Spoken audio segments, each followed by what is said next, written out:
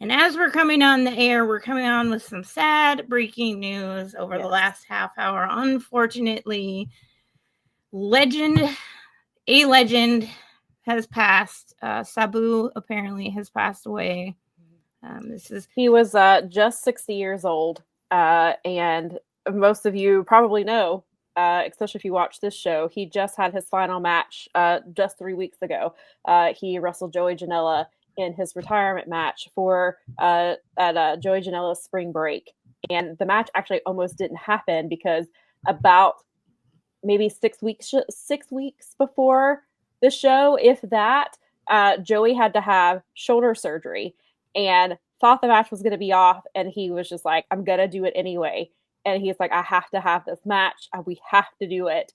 And I'm sure he is very glad that he decided to push through and make this match happen. And it was wild and chaotic, and it was probably everything Sabu wanted from his final match. And I'm glad that Joey Janella was his final opponent, because Joey is somebody he loves and respects Sabu so much, and I think that Sabu deserved to be in the ring with somebody who, and I think I think a lot of people in wrestling definitely do respect Sabu, especially because of what the. I don't think a Joey Janela exists without a Sabu, and I think I think you're right. I think he'd say the exact same thing. Yeah. So I think it's kind of perfect. And so I'm glad that Sabu got that moment, but I'm glad that Joey was the one who was able to give that to him. I think that's something, and it's really interesting. I don't know if it's going to change now, but I saw the tweet a couple of days ago.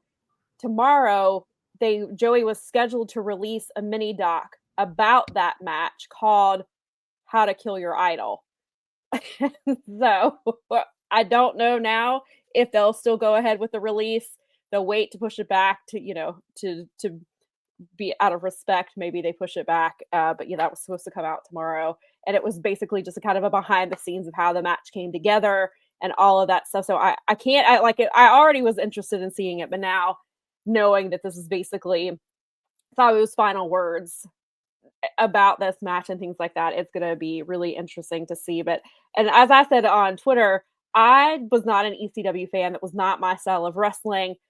So I missed Sabu in his prime. And so I got the Sabu that was in TNA and WWE. And then obviously I've seen some indie stuff that he did. And I obviously watched the last match with Joey. So I missed all his prime.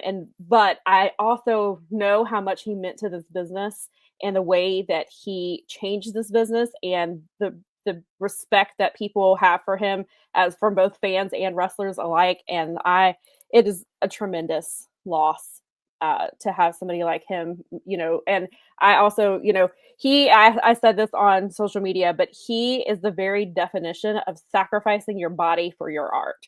Like I mean, the fact that Sabu made it to 60 is pretty incredible, considering the things that he did to his body for us. Well, and also for himself, but for us, for him to make it that, as long as he did. And I send he has my respect, and I send all of my condolences out to his fans and the people who did watch him during that time. And then of course you have obviously a little bit of a different connection with Sabu. I think you're muted. Mel, I think you're muted.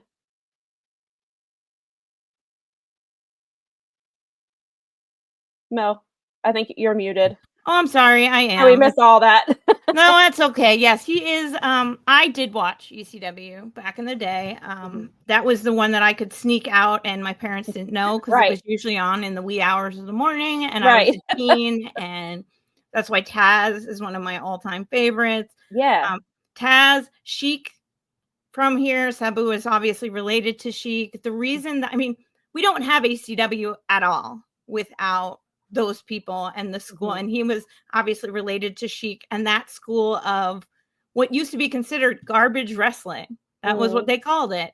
They wouldn't book these guys. They wouldn't book, Sheik and Bobo Brazil and all these people, because they were cutting each other and they were using trash cans and they were doing and that was considered garbage wrestling for a long time. But here in the Midwest, I mean, like along with my mother-in-law, I believe went to like one of his cousin's wedding. I mean, that's how. Wow. Yeah, That's they're crazy. local, real local. I mean, Yeah.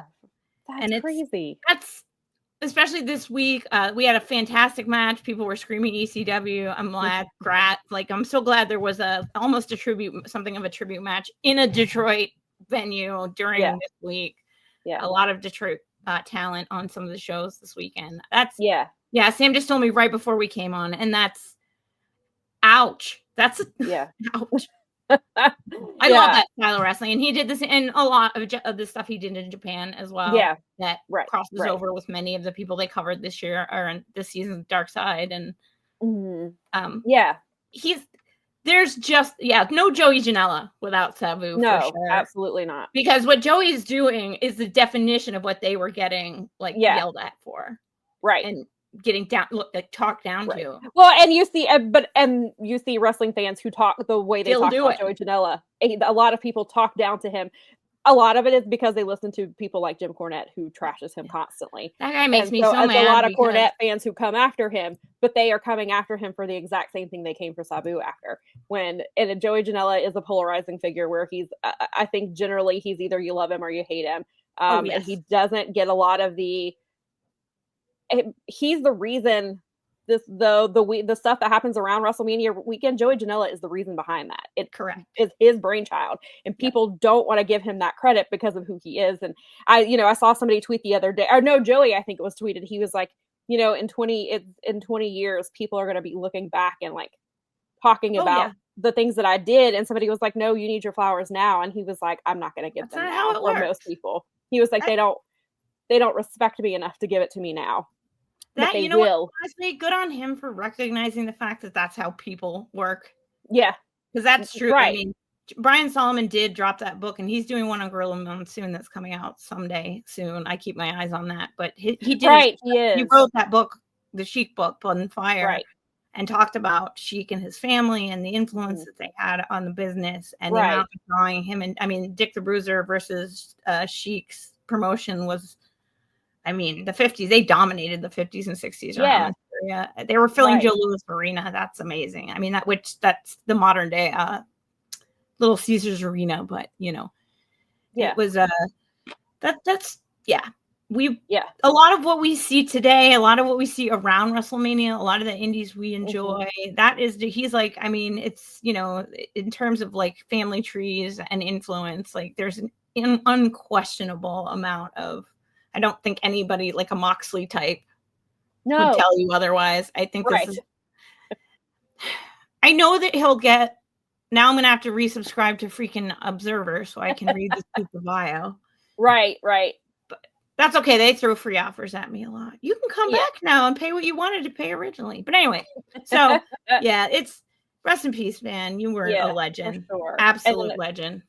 For sure. And Daza says, I remember seeing photos of Sabu in wrestling magazines and reading about him in the UK fanzines and searching for tape traders to get some of his matches. And I saw somebody post earlier today that like, that's how they saw him was in pictures. And he was like, you didn't know anything about him. Like everything you saw was in these magazines and these pictures. And he was just this like larger than life character just based off the photos that you see of him. And then you eventually got your hands on the tapes, or you could see, in ECW and things like that, you could see him there.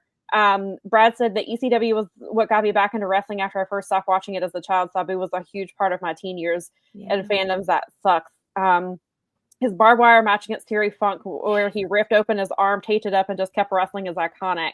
Crash TV 83 says Sabu was undoubtedly a polarizing figure, especially over the years and the no-shows, etc. But he was a definitive of ECW at its peak. Sad to hear he passed away. Amazed he lasted this long, though.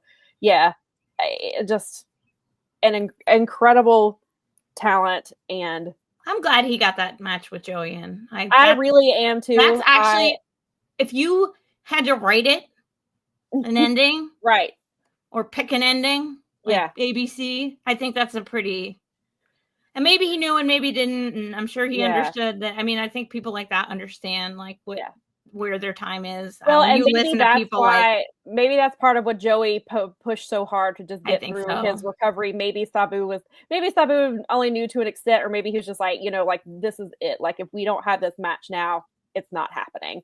And so maybe Joey just was like, wanted to, who knows, and maybe we'll find out in that documentary.